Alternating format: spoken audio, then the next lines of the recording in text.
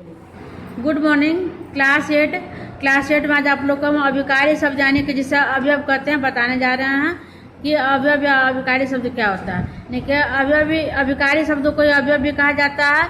अभिकारी शब्द सदा एक जैसे ही रहते हैं, लेकिन जिस शब्दों के रूप में लिंग वचन या काल के कारण विकार यानी कि कोई परिवर्तन नहीं आता हो उसे हम अभिकारी शब्द कहते हैं। अवयव का शाब्दिक अर्थ होता है जो व्यय न हो।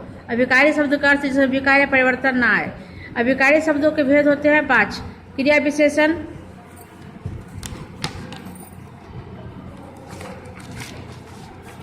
संबंध बोधक, तीसरा समुच्चय बोधक, चौथा विस्मयादि बोधक और 5वां निपात। अब देखिए क्रिया विशेषण यानी कि इसके नाम से स्पष्ट हो जाता है कि जो शब्द क्रिया की विशेषता अर्थात उसकी रीति ढंग समय स्थान एवं मात्रा का बोध करा वे क्रिया विशेषण कहलाते हैं। जैसे कछुआ धीरे धीरे चलता है, तो यहाँ धीरे धीरे क्या हो गया, क्रिया विशेषण। मोनिका बहुत बोलती है यानी बहुत बोलती है, क्रिया विशेषण का एग्जाम्पल है। अब है क्रिया विशेषण के भेद। क्रिया विशेषण के भी 4 भेद होते हैं। रीतिवाचक क्रिया विशेषण, कालवाचक क्रिया विशेषण, स्थानवाचक क्रिया विशेषण और परिमाणवाचक क्रिया विशेषण।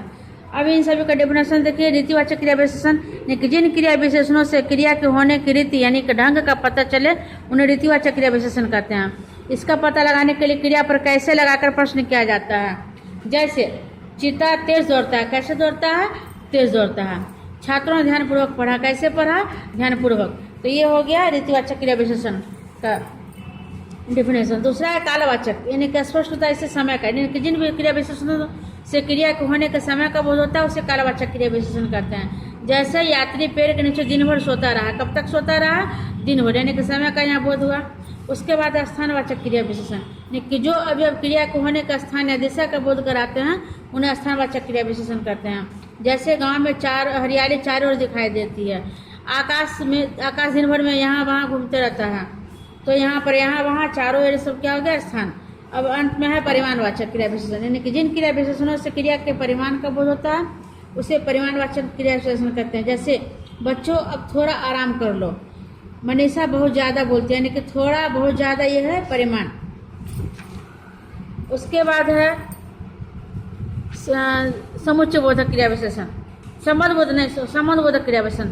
संबंध बोधक के अर्थात संबंध का बोध कराने वाले शब्द। ये शब्द संज्ञा सर्वनाम का प्रयुक्त होकर शब्द से संबंध जोड़ने का कार्य करके वाक्य को पूर्णता एवं स्पष्टता प्रदान करते हैं।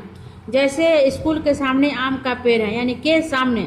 शोभित के पास मेरी साइकिल यानी के पास, तो ये संबंध का सूचना देता है, संबंध का बोध कराता है।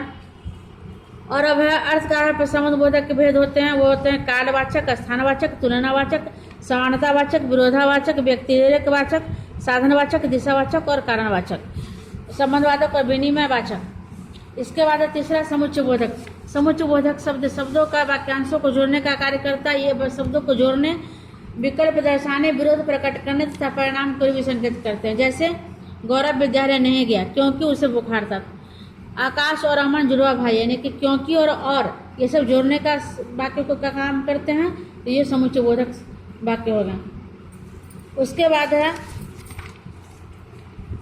विस्मयादि बोधक यानी कि विस्मयादि बोधक शब्द मन के भावों को प्रकट करते हैं। जैसे वाह क्या सुहावना मौसम है, यहाँ पर वाह जो है विस्मयादि बोधक। अरे तुम कब आए, यहाँ पर अरे, यानी कि जो अवयव विस्मय, हर्ष, शोक, घृणा आदि मनोभावों को व्यक्त करते हैं उसमें विस्मयादि बोधक का व्यक्त करते हैं। ऐसे शब्दों के बाद विस्मयादि बोधक का चिन्ह जो लगाया जाता है। तो विशेषता में है विस्मयादि बोधक शब्द वाक्य के प्रारंभ में प्रयुक्त होते हैं। इन शब्दों का वाक्य से संबंध नहीं होता है। इन शब्दों के बाद विस्मयादि बोधक का चिन्ह लगाया जाता है। तो कुछ विस्मयादि बोधक शब्द दिए गए हैं। वो है विस्मय यानी कि अरे क्या सच, हर्ष यानी कि वाह आहा वाह, शोक बोधक में हाय आह, चेतावनी में खबरदार होशियार, घृणा सूचक में छी, अनुमान बोधक में हाँ हाँ, स्वीकृति बोधक में जी हाँ अच्छा, संबोधन बोधक में हरे ओ, क्रोध सूचक में धत या अबे, अभिवादन बोधक में नमस्ते या जयराम जी की, इच्छा सूचक में काश ईश्वर करे, आशीर्वाद